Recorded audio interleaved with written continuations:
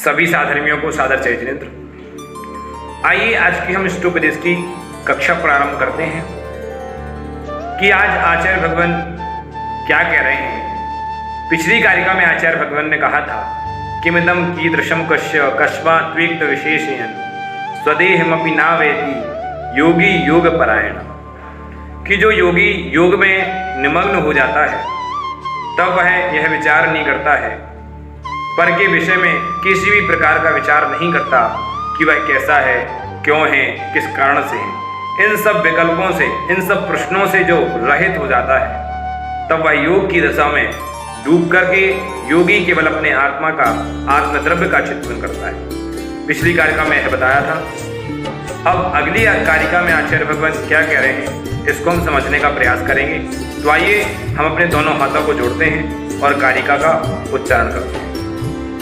यो यत्र निवसन्नास्ते स तत्र कुरुते रतिम्, यो यत्र रमते तस्मात् तन्यत्र सा न गच्छति, तन्यत्र सा न गच्छति। आइए एक एक शब्द से अर्थ को लगाते हैं। यहाँ पर आचार्य भगवान बताना चाह रहे हैं कि जो जहां पर रहने लगता है उसको वहीं पर रुचि आने लगती है। यो यत्र निवसन नास्ते, यो यानी जो, यत्र यानी जहां पर, निवसन नास्ते, निवसन नास्ते नहीं रहने लगता है, रहता है। जो जहां पर रहता है सा तत्र कुरुते रतिम, शायनी वह, तत्र यानी वहां, कुरुते नहीं करने लगता है, रतिम यानी रति, वह वहां पर रति करने लगता है, प्रीति करने लगता है। जो व्यक्ति जहां पर रहने लगता है वो वहां पर प्रीति करने लगता है। हम संसारी जीव हैं, हम घर बार में हमेशा लगे रहते हैं तो हमें घर अच्छे लगने लगता है, लेकिन जो अपनी आत्मा से प्रेम करते हैं, जो अपने आत्म कल्याण का हित चाहते हैं, अपनी आत्मा का हित चाहते हैं, वह केवल अपनी आत्मा से प्रेम करते हैं, वह निर्जन स्थान में विचरण करते हैं, वह एकांत में रमण करते हैं, अपनी आत्मा में रमण करते हैं। और दो प्रकार के जीव होते हैं, एक तो जो गृहस्थ का जीव होता है, एक होता है जो मुनि अवस्था को प्राप्त कर लेता है, एक वैरागी जिसके अंदर वैराग्य का अंकुरण हो चुका है, वह तो अपनी आत्मा में रमण करता है, और जो संसारी जीव होता है वो अपनी स्त्रियों में रमण करता है। बस फर्क इतना है कि जिसको जहां पर रमण करना अच्छा लगने लगता है वो वहीं पर रमण करने लगता है, वो वहां प्रीति करने लगता है। वही आचार्य भगवान कह रहे हैं यो यत्र निवसन नास्ते सा तत्र कुरुते रतिम्, यो यत्र रमते तस्मात्, और यो यत्र जो जहां क्या है, रमते यानी प्रीति करने लगता है, रम जाता है, तस्मात् अन्यत्र सा न गच्छति, तस्मात् यानी उस स्थान से अन्यत्र सा न गच्छति, वह अन्य स्थान नहीं जाना चाहता।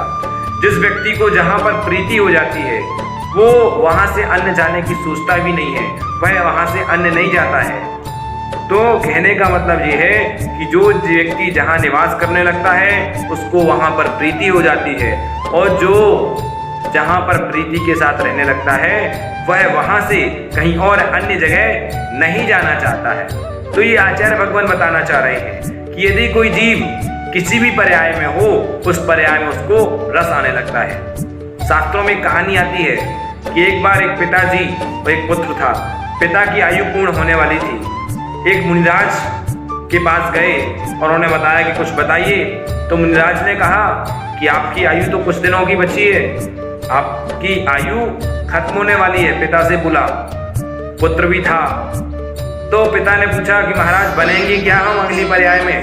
तो उन्होंने कहा कि आप अपने ही पुत्र के घर में टॉयलेट में कीड़े हो जाओगे। तो टॉयलेट में कीड़ा होना है आपको अगली पर्याय, जो आपकी टॉयलेट में कीड़ा। तो वह व्यक्ति कहता है कि एक काम करो पुत्र, जब मैं टॉयलेट में कीड़ा हूं तो मुझे मार देना ताकि मैं अगली पर्याय में चले जाऊं। तो जैसे ही कुछ समय बाद जब मरण होता है तो देखता है कि उसके टॉयलेट में कीड़ा उसका पिता बना बैठा है, और जैसे ही वह पिता के लिए मारने के लिए करता है वह टॉयलेट में घुस जाता है अंदर। क्यों घुस जाता है? क्योंकि अब उसको उस पर्याय में रस आने लगा है।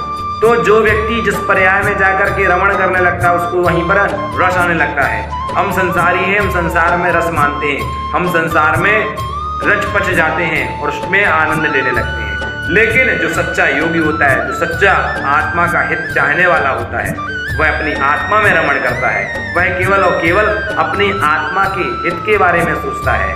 वह अन्य जो सांसारिक क्रियाएं हैं उनसे उदासीन रूप से रहता है। घर में रह करके भी उदासीन रहता है, केवल केवल अपने आत्महित की चिंता करता है। वह चिंता नहीं, चिंतन करता है। बस फर्क अपना इतना ही होता है कि जो संसारी जीव होता है वह चिंता करता है, लेकिन जो वैरागी जीव होता है वह चिंतन करता है। जो भेद विज्ञानी जीव होता है वह सदैव चिंतन करता है, वह चिंता नहीं करता है। तो हमें जरूरी है आज कि हम भी चिंतन करें, चिंता ना करें। और जब तक हम चिंता करेंगे तब तक हम चिंतन नहीं कर सकते हैं। जब हम चिंतन करेंगे तब हमें किसी प्रकार की चिंता नहीं हो सकती। तो इस प्रकार से आचार्य महाराज बता रहे हैं कि जो जीव जहाँ रहता है उसको वहीं पर रचपच जाता है, वहीं अच्छा लगने लगता है। लेकिन रचपच जाने के बाद उसको यह विवेक नहीं होता है कि यह वह सच्चा सुख है, क्या यह वास्तविकता में जो सुख हम जिसको मान के बैठे हैं वो जो सुखाभास है, क्या वह सच्चे में यथार्थ सुख है, क्या वह शाश्वत सुख है? नहीं, ये इंद्रियजन्य सुख जो हैं वो शाश्वत सुख नहीं होते हैं। जो अतीन्द्रिय सुख है उसको लक्ष्य दृष्टिपात करते हुए हमें अपने लक्ष्य की ओर बढ़ना चाहिए और अपने आत्मा से प्रीति करना चाहिए। अपने आत्म कल्याण के मार्ग को चुन करके हमें अपने जीवन को उत्थान की ओर ले जाना चाहिए और अपने जीवन को एक नई दिशा दे करके हम भी अपने निर्वाण के पथ पर अग्रसर हों। और यदि हम निर्माण में लगे रहे तो कभी निर्वाण नहीं होगा। इसलिए निर्माण जब तक है तब तक निर्वाण नहीं है, और जब निर्वाण शुरू होगा, जब निर्वाण होगा वहाँ कोई निर्माण नहीं है। इसलिए हमें क्या है, निर्माण से दूर हट करके निर्वाण की ओर लगना है और हमें अपनी आत्मा से प्रीति करना प्रारंभ करना है। तो इस कारिका में आचार्य भगवान ने ये बताया। अगली कारिका में क्या कहेंगे उसको हम समझने का प्रयास करेंगे। तब तक के लिए सभी साधर्मियों को सादर जय हिंद।